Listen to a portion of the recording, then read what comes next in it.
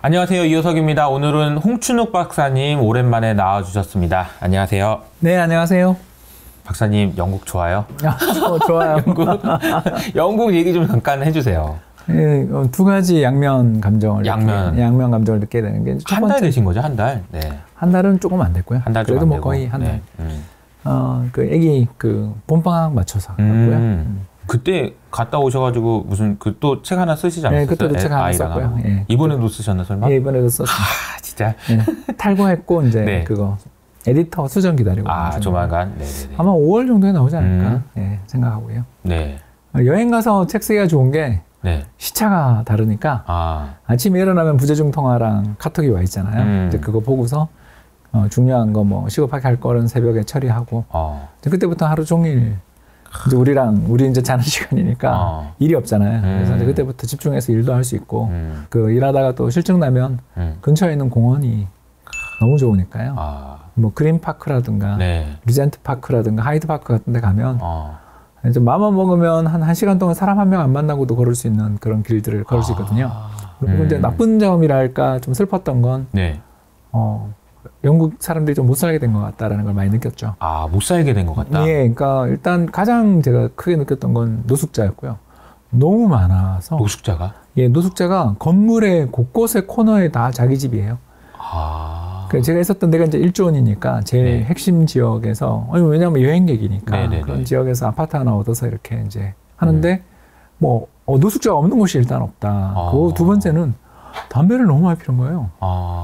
그래서 산책할 때 제일 힘들었던 게 담배 냄새 때문에. 그래서 나중에는 이제 우버 불러서 저기까지 가서 끝에 그 공원의 끝까지 우버 타고 가서 거기서 이제 걸어오는 식으로. 공원에서는 잘 안 피니까 그런 식으로 산책 코스도 바꾸고 할 정도로 심하게 노숙자가 많다. 노숙자도 많고 담배도 뭐 말도 못하게 피더라고요. 이렇게까지 담배 냄새가 인식됐던 건 어떤 도시를 가서도 느끼지 못할 정도로 굴뚝 같은 기분이었어요. 그런 걸 보면서 이 사람들이 여유도 좀 없고 아무튼 식당을 가면 전부 관광객이지 그 현지 사람들은 못 본 것 같아요. 그래서 뭐 물론 제가 고급 식당 이런 데 애들 데리고 갔으니까 가기는 어려웠지만 그래도 점심에 꽤 괜찮은 식당이나 이런 데 가면 다 관광객이고 현지인이라고 느껴지시는 분들은 거의 없는 그런 거 보면서 파운드 약세라서 저희 같은 사람들이 많이 놀러 와서 경제는 흥청거릴지 모르지만 영국 사람들의 삶은 되게 안 좋아졌구나. 실제로 GDP도 2016년 브렉시트 이후에 그때보다 GDP가 실질 GDP가 마이너스 3%인가? 그러니까 잃어버린 8년을 지금 일본보다 더 성장률이 낮아요. 그런 나라가 됐더라고요. 영국의 상황이 참 이게 아이러니한 게 일단 영국이 작년 10월에 글로벌리 가장 주목을 받았던 나라였었잖아요, 또 당시에도. 예, 그 총리님, 여성 총리님이 감세 정책 펼치다가 그냥 나라 망할 뻔했는데 이제 그 덕에 호황을 적어도 관광산업은 엄청 누리고 또 파운드 약세라서 파운드 약세니까 그죠? 지금 여행 가기 딱 좋은 거죠. 네, 거기다가 전에 갔을 때는 1파운드 한 1,800원, 1,700원 냈던 것 같은데 지금 1,400, 1,500원 많이 내려갔고요. 두 번째는 거기서 이제 일하고 있는 친구들, 런던에서 일하고 있는 친구들하고 이제 술도 한잔하고 했을 거 아닙니까? 영국 주가는 그 1999년에 최고치를 뚫었더라고요. 이미 사상 최고치인 거 아니에요? 예, 그 99년이 최고치였다 그러더라고요. 그래서 정보통신 거품 붕괴 이후에 그 고점을 회복을 잘 못했대. 그러니까 일시적으로 뚫었는데 금방 밀리고 밀렸대요.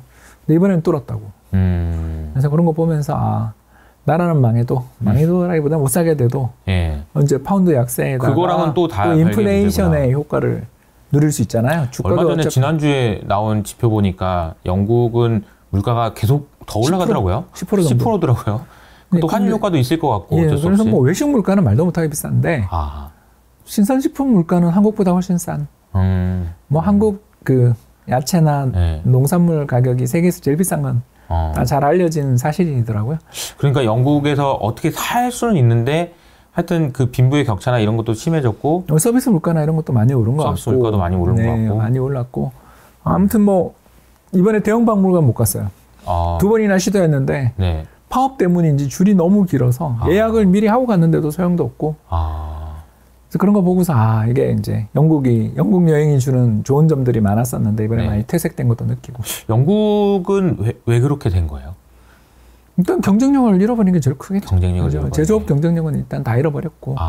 그러니까 영국산 자동차라는 게 멸종했잖아요. 롤스로이스나 뭐 벤틀리나 뭐 이런 차들, 미니 같은 차들 전부 다 독일 기업들한테 뺏겼고. 네, 다 뺏겨오고 넘어갔고 뭐 또 다이슨만 하더라도 공장 싱가포르로 옮기고. 다이슨이? 예. 그 우리 날개 없는 선풍기. 맞아. 예. 저도 뭐 갖고 싶어 하잖아요. 예, 다이슨 제품 좋아하는데 그런 식으로 제조업 기반들은 다 사라진 상태에서 부족한 노동력들이나 이런 문제들은 쉥겐 조약 이용해서 특히 폴란드 사람들 데리고 와서 일을 시키는 방향으로 해서 어떻게 힘든 일들은 외국인 노동자들에게 쓰고 영국 사람들은 좀 고부가 같이 일을 하는 그런 분업이 옳든 그르든 이어져 오다가 이제 일단 그게 안 보이더라. 예, 안 보이더라고요. 제조업이 이제 경쟁력을 잃다 보니까 그런 일이 생겼다. 근데 사실 이제 영국 이야기로 시작해서 뭐 다녀오셔서 그렇지만 비슷한 시기에 우리나라가 좀 문제가 있었잖아요. 뭐 완전 좀 성격은 다르긴 하지만 레고랜드 비슷한 시기에 우리나라도 아주 힘들었었거든요. 근데 이제 영국은 그런 상황이 됐고 우리나라랑 비교해 보면은 좀 어떻게 볼 수 있어요? 우리나라가 영국처럼 되거나 혹은 일본처럼 된다 뭐 이런 뭐 이렇게 걱정, 뭐 우려 뭐 이런 거는 괜찮아요? 전혀 말이 안 되는 것 같아요. 그래요? 어떤 게 좀 거기는 다를까요? 일단 자산이 축적된 나라잖아요. 그 나폴레옹 전쟁 이후에 200년간 거의 200년 중에 한 150년을 세계를 지배했던 나라고 그 과정에서 식민지 국가의 자본을 투입해서 캐피탈 게인, 그 자본 수익을 극대화하는 방향으로 소위 뭐 요즘으로 따지면은 금융자본 좋은 그 벤처기업 하나 잡아가지고 뭐 1000배, 1000배 올라간 그런 거 먹은 골수를 빨아먹은 그런 게 있는 마약도 나라인 거고 나쁜 놈들이죠. 하여튼 뭐 그런 인간들이고 또 일본도 마찬가지인 게 1980년에 이미 4만 달러였는데 지금도 4만 달러니까 성장은 못했을지 모르지만 그 축적된 자본이 어디 가는 거 아니잖아요. 그치. 그리고 또 세계 2차 대전 이전에는 또 아시아권에서 최대의 강대국이었고 역시 조선이랑 대만 빨아먹었고 이런 식으로 축적된 자본이 있는 나라들은 아무래도 소득 수지나 이런 쪽이 엄청난 흑자고 자본 수지 면에서 보유한 해외 자산들을 돌려서 그러니까 점점 양극화가 심해지는 나라로 가는 거고 그런 어떤 자본을 이미 축적한 사람들은 그 자본을 얼마나 잘 유효적절하게 쓰느냐에 따라서 얼마든지 큰 이익을 누릴 수 있는 반면 뭐 해외 투자도 안 한다든가 자본 투자가 축적된 자본이 없거나 그러면 좋은 일자리들이 많이 생겨야 특히 저숙련 일자리라도 생겨야 계층 이동의 사다리를 탈 수 있는데 그런 것도 없고 그런 나라죠. 반대로 한국은 뭐 다이나믹하잖아요. 다이나믹할 뿐만 아니라 현대차, 뭐 기아차, 노동 직군 예, 공장에서 일하시는 분들 뽑는데 연봉 1억 노리고 엄청난 경쟁, 고시보다 더한 경쟁이 벌어지잖아요. 돈을 안 줘서 제조업을 하기 싫은 거지.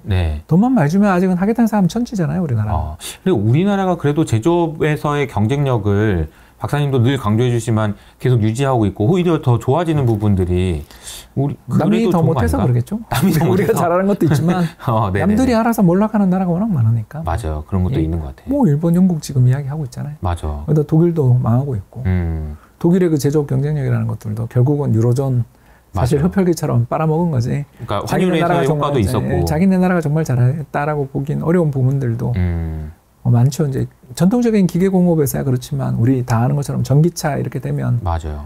뭐 벤츠라든가 BMW 같은 독일산 제조 자동차들이 과연 그렇게 매력 있는가? 좀 많이 힘들어질 것 같죠. 별로 매력 없는 것 같은데. 맞아요. 독일차 꼭 사야 되나에 대해서 그러니까 과거 10년 전에 비해 지금은 차라리 테슬라면 테슬라고 아니면 현대차의 그 제네시스 쪽이 경쟁력이 더 있는 거 아닌가?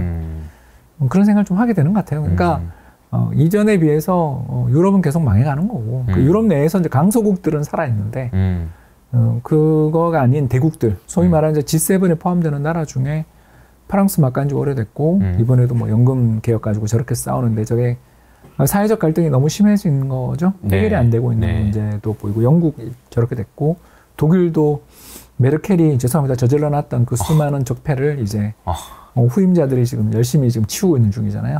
참 푸짐하게 쌌더라고요. 예, 뭐 역사상 최악의 독일 총리 아닌가 메르켈 같은 그런 인간이 어떻게 그렇게 심한 실수를 끝도 없이 저질렀는가? 또 그런 사람을 계속 연임시켰는가?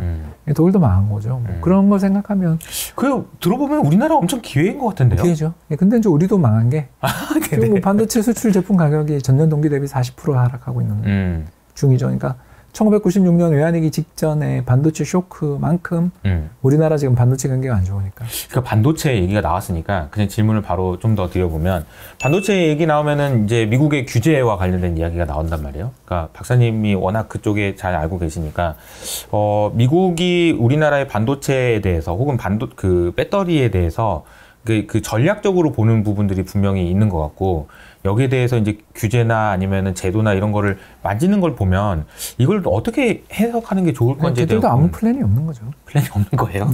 뭔가 생각이 있는 거 아닙니까? 그래도 생각이 없어요? 굉장히 이기적인 인간들의 집합이잖아요. 미국에서 그 상원 의원들. 그렇죠. 뭐 가장 대표적인 게 바이오 연료 의무 혼합 제도 같은 맞아요. 그런 희대의 악법들을 만들어냈고 그게 더 강화되는 건 전부 콘벨트에 있는 상원 의원들 때문이잖아요. 우리가 웨스트 버지니아의 맨친 잘 봤잖아요. 맞아요. 네, 그 어떻게 보면 뭐 인간 같지도 않은 인간들이 거기서 그 최상위권에서 자기들의 지역 이기주의를 극대화하는 방향으로 정책을 쓰는 게 거기도 똑같고 우리도 똑같고 파퓰리즘은 어느 나라나 최악의 지금 문제를 일으키고 있는 중이고 다만 이제 미국에서 만들어진 컨센서스는 중국은 이제 파트너가 아니다. 그러니까 중국은 우리의 대화 상대도 아니고 파트너도 아니고 러시아 블록에 붙어 있는 적이다라는 걸로 이제 돌아선 거잖아요. 그거는 이번에 그러니까 이제 푸틴한테 너 밖에 나오지 마라 그랬는데 또 시진핑이 간 거 보니까 1년 만에 둘이 뭐라고 얘기했을지 모르겠지만 아무튼 잘 살라 그래요. 그냥 밖으로 보여주려고 그런 것 같기도 하고. 그러겠지만 경제 전체적으로 본다면 중국에서 뭔가 사업을 하고 있는 회사들을 믿을 수 없다가 된 거고 그게 이제 지금 뭐 틱톡 문제들도 그런 거고. 그렇죠. 바이트댄스 보고 팔라 그러잖아요. 중국에 본사를 두고 있는 한 너네 이제 금지다. 이렇게 가는 거지 않습니까? 이건 뭐 중국 기업들이 중국 본토에 두고서 정부 정책의 통제를 받거나 그쪽에 지원을 받는 기업들은 절대 선진국, 적어도 미국에서는 사업 못하게 하겠다라는 게 의지가 확실한 거고 그 의지가 너무 확실하다 보니까 이제 반도체 칩 관련된 IRA 이런 것들을 만들어서 정책을 만들고 보니까 정책 내용이 너무 현실성도 없고 말도 안 되니까 그거 개정해 준 거잖아요. 네네. 그러니까 걔네가 뭔가 거대한 플랜을 가지고 뭘 하고 있다라는 그런 착각을 버리시고요. 미국이 뭐 한국을 키우고 중국을 키우고 이런 게 아니고 중국이 싫은 거예요. 그리고 중국이랑은 앞으로 접점을 가지면 안 되고 중국이랑 친하게 지내는 나라는 우리랑 끝이야를 하는 거죠. 아니 그렇긴 한데 냉전인 거죠. 문제는 뭐냐면은 미국의 제일 큰 회사 중에 하나 두 개인 애플하고 테슬라가 중국 없이 사업을 할 수 있나? 이게 그러니까 이제 그거를 나와 그랬는데 안 되죠. 저기 방은 공장이 너무 많아. 애플도 정신 못 차리고. 10년 유예한 거잖아요. 10년 유예. 정치에 대해서 이미 포기한 지 오래됐잖아요, 서로. 그러니까. 네, 아니 영국 이야기도 우리 지금 하다 보니까 이렇게 얘기가 나왔는데. 트러스 총리가 꼭 그렇게 정말 잘못한 건 아니었지만 거기서 그냥 운 나쁘게 걸려들어서 영국 망할 뻔했고 그 뒤로 우리가 새파랗게 질린 거잖아요. 맞아. 지금 긴축에 반대되는 방향으로 움직이면 망한다. 네. 이런 공포로 움직이는 시장에서 자신의 전통적인 노선, 우리는 이게 맞아. 우리는 이 노선으로 계속 유지해왔고 나라를 부강하게 만들었어라고 말하시는 분들이 바보가 돼버리는 세상이 없잖아요. 유연하지 않다 소리 듣고. 어떡해요. 미국도 마찬가지인 거고 우리나라도 마찬가지인 거지. 중국이랑 잘 붙어 있으면 이득을 보던 시대가 1990년부터 시작해서 한 20년 하다가 2010년대 중반 특히 시진핑하고 그다음 그림자 금융, 공동부유, 한한령 이렇게 사연타를 맞으면서 결국 우리는 중국 뜯어먹고 살겠다는 생각을 이제 우리는 버려야 되는 세상에 왔는데 우리는 버려야 되는 아니 전 세계가 다 느끼고 있죠. 전 세계가 다 해야 되는 거고 이제 거기서 누가 제일 이익을 누리냐 그러면 인도랑 베트남일 텐데 베트남 이번에 신임 또 지도자들이 친중파라며요. 그럼 베트남도 끝난 거고. 인도네. 그러니까 베트남도 지금 이 상황에서 중국한테 붙는 친중파들이 이번에 권력자들이 됐잖아요. 그러면 저는 베트남도 이제 나와야 된다고 생각하거든요. 왜 그러냐면 미국이 가만히 있겠어요? 베트남에서 생산되고 있는 제품이 사실상 중국이고 그렇지 않아요? 베트남에서 조립되는 거에 불과하다면 베트남 물건도 수입하면 안 되는 거 아니에요? 나중에 그렇게 나올 수도 있는 그렇죠. 언제든지 그런 리스크를 안고 어떻게 사업을 하나 막 그러니까 진짜 독재 국가는 안 되는 거죠. 아니 민주주의 국가는 정권을 바꾸면 되는데 정권이라도 바꿀 수 있는데. 정권이 아닌 미국이 지금 트럼프 다음에 바이든이 바꿨지만 트럼프 하는 정책은 계승하되 약간 뭐 유하게 하는 그리고 우크라이나 전쟁 터진 다음부터는 더 강경한 이제 반중 반러로 간 거고 이런 식으로 가는 거잖아요. 우리나라도 그렇죠. 네네. 친중 노선이 그동안 20년 30년 동안 옳았지만 문재인 친중으로 가면 나라 망하게 생겼잖아요. 분위기가 그렇게 형성이 됐는데 박사님이 보시기에는 지금 일로 가는 분위기입니까? 미국 쪽으로? 아니면 중국 쪽에 여전히 양다리 걸치고 있는 상황입니까? 중국 쪽에 여전히 양다리 걸치면 나라가 망하겠죠, 뭐. 아니, 그래서 저는 원화 자산 투자를 선호하지 않아요. 우리나라가 아직도 그 리스크가 있어요. 그걸 잘 모르는 것 같아요. 그러니까 중국에 대해서 근데 이게 단호한 결정이 필요할 것 같은데. 그러니까 사실 그것도 쉽지가 않을 것 같아요. 그래서 선거를 하는 거잖아요. 하다 보면 몇 번 하다 보면 바뀌겠죠. 우리나라가 1990년 노태우 정부 때 북방 외교를 하면서 네. 우파 쪽이라고 해야 될 수 있는 군부 독재 쪽이 아무튼 사회주의권과의 네트워크를 만드는 결단을 내렸고 그게 네. 가능했던 이유는 그 사람들은 군부 쿠데타에 대한 걱정이 없으니까 사회주의권하고 손을 내밀 수 있었잖아요. 네. 그런 반대 성향의 정당들이 할 수 있었던 게 우리가 운이 좋았던 거잖아요. 그쵸. 노태우 정부 때 북방 외교를 한 건 대만하고 그런 식으로 손 끄는 건 정말 나쁜 저열한 짓이었지만 그렇지 않습니까? 대만한테 한 짓은 양아치였죠, 우리나라가. 한국은 양아치입니다. 계속 이야기를 하자면. 아니, 근데, 네네. 네. 아니, 노태우 정부는 양아치 짓을 했죠. 네네네. 근데 그 이득을 잘 챙겼잖아요. 근데 이제 중국보다는 대만이랑 친하게 지내야 되는 세상이 온 거고, 만약 필요하다면 어쩔 수 없이 중국이랑 단교해야 될 수도 있는 거죠. 대만이랑 다시 국교를 정상화할 거라면. 왜 그 정도의 각오가 필요한 세상이 오게 된 거고. 지금 온 거죠? 미국은 그 각오가 있는 거 아니에요?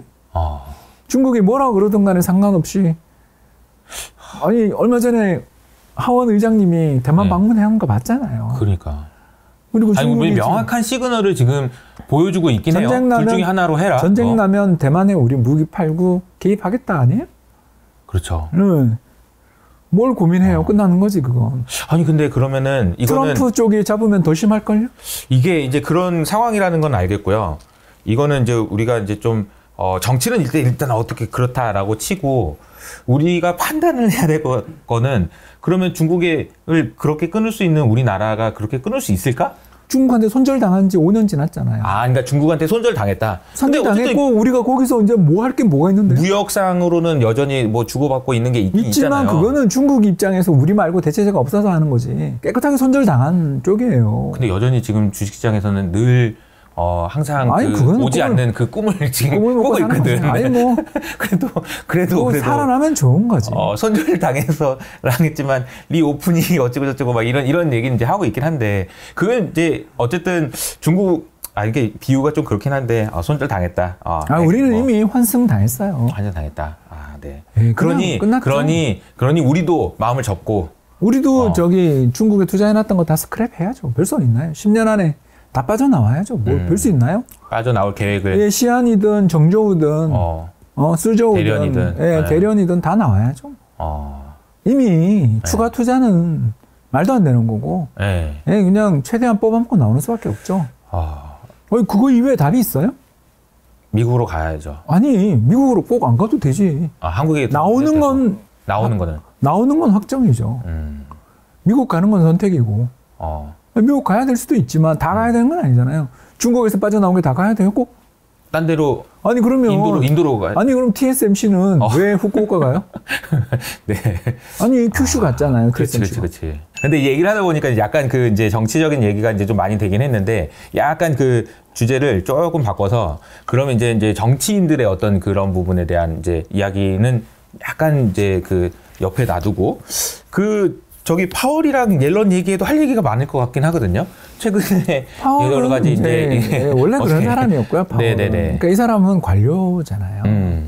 그래서 급박한 문제가 생겨서 세상이 망했다라는 자기가 쇼크를 받을 때까지는 기존 정책을 유지하려는 관성을 되게 가지고 있는 사람이고 그게 우리가 2018년에 봤잖아요. 2018년 가을에 그렇게 경제가 붕괴되기 시작하고 성장률도 둔화되고 주식시장 붕괴되고 있는데도 금리 끝까지 올리는 거 보셨죠?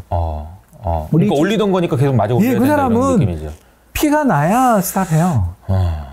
그래서 이번에 금리 인상도 실리콘밸리 은행이 왜 망했냐면 금리 상승 때문에 망한 은행인데 그렇지 않습니까? 보유채권의 평가 손실 때문에 망한 은행인데 거기다 금리를 또 인상한 거잖아요. 인상을 한 게 아니고 망하기 전날에 파월이 더 인상할 것 같다고 말해버리는 바람에 2년 물금리가 그건 0.5%. 그러니까 정확하게 말하면 이제 상원 은행 청문회에서 실수를 했고요. 근데 그 사람 그게 실수가 일상적인 사람이잖아요. 그때도 실수 엄청 했고 2018년에도 말도 못했고 그러니까 이분의 성향은 뭐냐면 기존에 하던 기조가 있으면 그걸 유지하는 걸 되게 좋아하는 사람이고 어떻게 보면 나쁘게 얘기하면은 바꾸는 걸 매우 두려워하는 그러려면 거고. 쇼크가 있어야 돼요.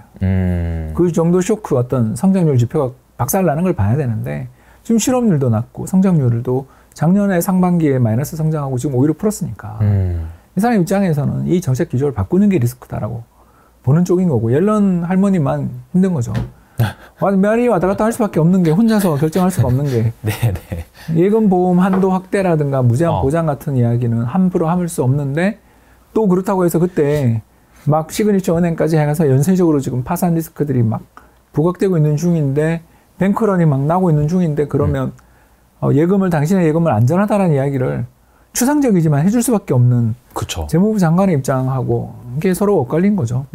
어떡하겠어요. 그리고 더군다나 여소야대인데 야당이 하원을 장악하고 있는데 공화당이 장악하고 있는데 거기서 그 사람들은 기억나시겠지만 2008년에 은행들 구제금융 법안을 부결시켰던 그 공화당원들이에요. 아 그때 맞아. 그걸 공화당이 지배하던 공화당 대통령이 올린 법안을 공화당 의원이 부결시켜서 그날이 다우지수 역사상 하루 최대 낙폭이었잖아요. 아 2008년에. 네. 그리고 이게 주식시장 붕괴된 다음에 다음 주에 다시 미안하다 그러고 통과시켰잖아요. 그게 공화당 선거 참패의 직접적 원인이거든요. 근데 이게 그러면 연결이 돼 있는 것 같은 게요. 지금도 사실은 위기의 징조들은 분명히 있는 거잖아요. 파월은 다리 뭉툭이 한번 부러지지 않으면은 웬만해서는 안 바뀔 것 같고 옐로만 중간에서 힘들고 정치 구도도 그렇고 이렇다면은 좀 문제가 한번 생길 수도 있겠네요. 가능성이 없진 않겠네요. 가능성이 없지 않은데 그건 운에 달린 일이죠. 운에 달린 일이다. 그러니까 운이라는 게 왜 제가 이렇게 갑자기 운이라는 이야기 표현을 쓰냐 하면 크레딧 스위스가 작년 연말에 증자에 성공할 때는 안 망한다고 다들 봤지 않아요? 그렇죠.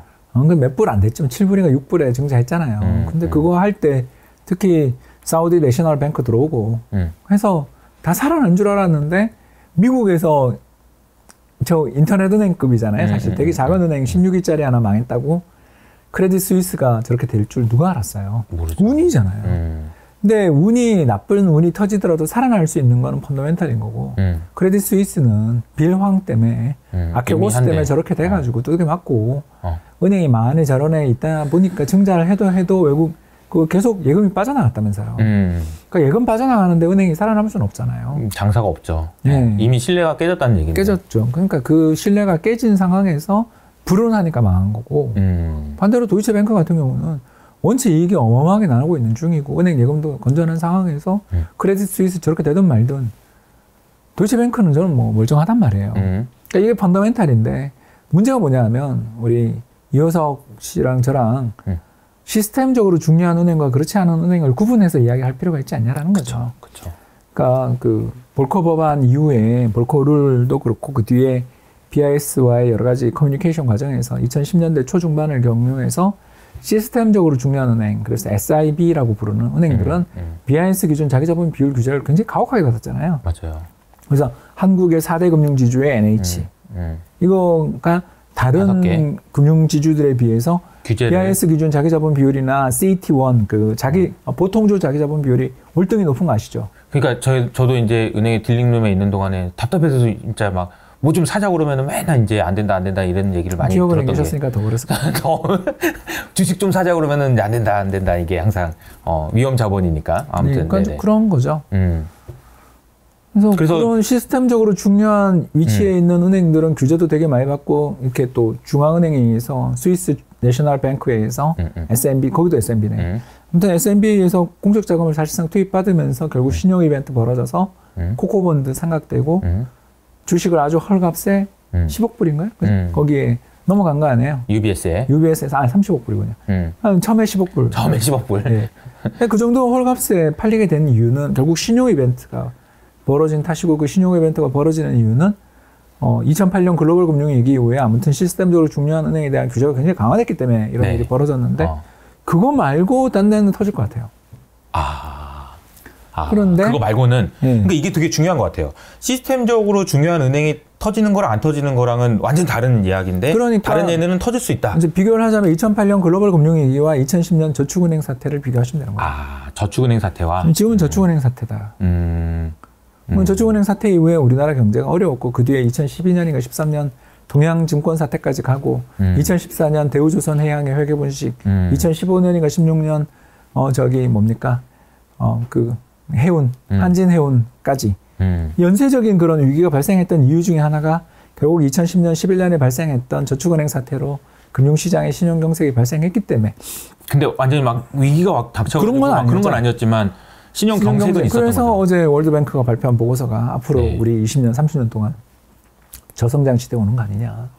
이게 걱정하는 게 금융시장의 불안감이 커지고 은행들이 대출 안 해주고 신용을 엄격하게 심사하는 순간 경제 성장도 없잖아요. 그러니까 이제 이게 그 위기가 있다 없다라는 질문에 대해서는 뭐 시스템적으로 중요한 은행이라는 그 주제를 가지고 얘기가 끝났다 치면 그 이후에 이제 다른 은행들이 망할 수도 있다라는 얘기가 주는 함의는 결국은 신용 경색이나 아니면 좀 더 쪼는 거지. 그래서 국채 사라고요.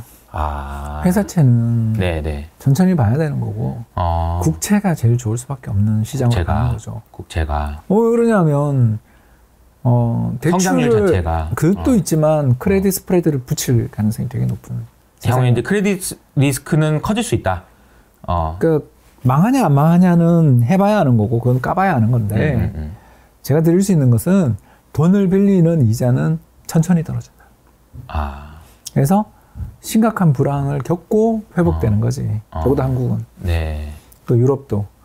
이게 금리 인하한다고 바로 시장 금리가 떨어질 것 같지 않다. 그러니까 국채 금리는 떨어질지 모르지만 회사채 금리가 떨어지겠는가, 대출 금리가 떨어지겠는가를 물은 거죠. 은행들 입장에서는 충분하게 스프레드를 붙이고 또 스프레드를 붙여주지 않으면 난 대출 안 해도 대출 대로 뭐 금리 안 높으면 안 해줘 뭐 이럴 수 있으니까. 채권 사면 되지. 금리 어차피 빠질 텐데. 그렇죠. 국채 사면 되지라고 나올 가능성이 있지 않냐. 그 신용경색의 시대가 올 가능성이 있지 않냐. 그런 거죠. 어느 나라에서 먼저 올까요? 미국에서는 이미 온 것 같고, 그죠? 크레딧 스프레드가 벌써 오르기 시작했고, 많이 오르진 않았지만, 유럽도 벌써 CDS 프리미엄 보고 있으면 거기도 왔고. 은행들 입장에서는 깜짝 놀랐을 것 같아요. 은행장들이 막 다 소집하지 않았을까요? 크레딧 스위스 오면 우리는 안전하냐? 그러면서 뭐 다 꼼꼼하게 대출 저 챙겨라! 막 이러면서. 그리고 현금 확보하라고 그러겠죠. 그랬을 것 같아요. 그리고 앞으로도 야, 대출 천천히 좀 해줘라! 막 이렇게 하지 않았을까. 그런 영향이 웬만하면 끊어라 있겠죠. 예, 성장은 중요하지 않고 비용 관리다. 챙겨라. 그게 불황이잖아요, 근데. 챙겨라. 그게 불황하네. 불황의 정의잖아요. 유동성이 중앙은행은 점점 디레버리징이 되는 거죠. 그렇죠. 중앙은행은 금리를 인하해 줄 수 있을지 모르지만 시장이 꽁꽁 얼어붙으면 보는 통화는 늘 수 있어도 M2는 주는 세상이 오는 거 아니냐. 그런 세상이 있었나? 근데? 엄청나게 많죠. 2008년에 아니 근데 M2가 최근에 마이너스로 갔다는 것도 되게 인상적이긴 하던데. 어쨌든 2008년에도 마이너스 갔잖아요. 그러면 우리는 투자를 어떻게 해야 되나? 근데 이제 그 가정 하나에 그게 있는 것 같아요. 국채 좋은데 올해는 채권이에요. 하나의 리스크가 인플레이션이 만약에 여기서 죽었죠. 안 끝났으면 안 끝날 가능성은 없나요? 전혀. 가능성 없어요. 그걸 100%를 이야기할 수는 없잖아요. 근데 제가 이야기하는 것은 우리 주어져 있는 환경에서 볼 때 인플레이션이 죽었을 가능성은 대단히 높다. 90% 이상은 되는 것 같다 정도는 거죠. 이유가 궁금한데. 근데 왜냐면은 이게 인플레이션이 혹시 안 죽었을 수도 있다라는 논리가 두 가지인 것 같아요. 첫 번째는 유가가 또 난리 쳐가지고 그냥 그건 유가는 뭐 올릴 수 있을 수도 있을 것 같다. 이제 지정학 리스크와 관련된 것 같고 또 하나는 그거를 예측한다고요? 아니 그러니까 이런 거고 이거는 예측을 못하니까. 소설이죠. 이거는 빼고. 그러니까 임금이나 아니면 고용 시장에 대한 고민은 실질 임금이 줄어든 지 2년이 지났는데 무슨 소리를 하는 거예요, 그 사람은? 어떤 사람이에요? 아니 그러니까 그 사람이 누구예요? 미국의 고용 시장이 미국의 실질 임금 상승률이 마이너스가 된 지 2년이 지났는데 임금 상승으로 인플레가 온다고 아직도 주장하는 사람이 있어요? 인플레가 온다는 아니고 천천히 떨어진다. 서비스 물가가 지금 안 떨어지고 있으니 이게 언제 떨어지냐 이게 이제 고민인 거죠. 동의하는 거죠. 근데 실질 임금이 이렇게 마이너스인 적이 없는데 그 임금 상승에 따른 인플레를 이야기하는 건 양심이 없는 사람들이죠. 그러니까 그는 정치적이죠. 그런데 2021년 근데 이 말은 맞잖아. 임금 상승률이 지금 연준이 목표로 하는 물가보다는 높잖아요. 그러니까 목표로 하는 2%가 못 간다는 얘기일 수도 있는 거 아닌가요? 그러니까 왜냐면은 목표는 2%인데 임금 상승률은 아직도 4% 5%니까 이게 낮아져야 되거나 이렇게 돼야 되지 않냐 뭐 이런 얘기인 거예요. 그럴 수는 있죠. 근데 인플레이션이 꺾이기 전부터 임금 상승률은 꺾었던 거는 이야기 안 한다는 거죠. 그러니까 되게 비겁한 주장들이죠. 그런 걸 하는 사람들은 저는 정치가라고 생각해요. 정치가다. 이코노미스트가 아니다. 그 사람은 죄송하지만 그 주장을 펼친 분은 데이터 기반한 이코노미스트가 아닌 정치가 쪽에 계시는. 그러면 이게 이제 질문 이제 정리를 하면은 인플레이션이 내려갈 가능성은 매우 높고 이제 그 방향성이 있기 때문에 국채에 투자하는 것은 그래도 제일 좋은 선택이 될 수 있다. 뭐 이미 많이 벌어서 작년 10월 이후에 거의 한 15% 20%씩 랠리가 나버려서 여기서 더 그만한 수익은 안 날 것 같은데 그래도 나쁘지는 않은 것 같아요. 그러니까 내년 이맘때 돼 보면 그래도 또 몇 프로 수익은 나 있지 않을까. 가장 위험이 없으면서도 안정적인 성과를 내는 것은 당연히 단기국채인데 단기국채는 이제 변동금리니까 그걸 싫어하시는 분들에게는 장기채도 나쁜 선택은 아니다라고 보는 거고요. 그 이유는 두 가지인데 첫 번째는 우리가 다 아는 것처럼 이번 신종경색이 터지자마자 제일 타격을 받은 시장이 유가잖아요. 70불이 깨지는 걸 봤단 말입니다. 유가 한 방 내려갔죠. 제대로 깨고 내려갔어요. 뭐 근데 지정학적 리스크가 부각되면 오를 수 있지만 그건 우리가 모르니까. 모른다라는 걸 전제를 좀 했으면 좋겠고요. 아무튼 전 세계 경제가 크레딧 스위스 사태든 SVB 사태든 아무튼 이걸로 인해서 신용경색에 대한 리스크가 커지는 순간 그런 차입을 통해서 레버리지가 많이 이루어지는 시장이 선물 시장이 바로 원자재인데 원자재 시장의 유동성은 일단 줄어든다고 봐야 되는 거고 이쪽 원자재 시장에서 유동성들이 줄어들고 경기 둔화에 대한 공포들이 부각되고 금리가 떨어지는 시기가 왔을 때 원유 가격이 오른 적이 없잖아요. 그렇죠.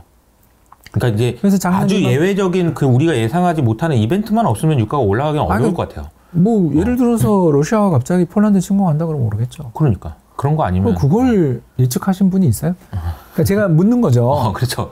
왜 제가 이런 이야기를 하냐면 우크라이나 전쟁 날 거라고 이야기한 분을 제가 한 명도 못 봤거든요. 맞아요. 날짜까지 정했는데 얘기했는데도 트럼프 대통령 당선 예측하신 분도 한 분도 못 봤고 다 지난 다음에 대통령 되고 봐 하니까 그것 봐라 그러더라고요. 그러니까 웃기지도 않아가지고 그런 사람이 너무 많아. 저는 예측 못했어요. 왜? 저는 전문가들의 다른 사람들 말을 믿었어요. 뭐 국책연구소에서 오신 분들이랑 제가 그때 한경와우TV 지금은 이제 한경TV로 이름 바뀌었지만 한경TV 가서 토론하는데 뭐 어디 국책연구소 어디 민간연구소에서 오신 국제정치학 박사님들 와셔서 무조건 힐러리가 이긴다는 거예요. 그래서 아니 근데 시장은 왜 빠지냐고. 힐러리가 이긴다는데 왜 이러냐고. 그냥 그러고 말았어요 저는.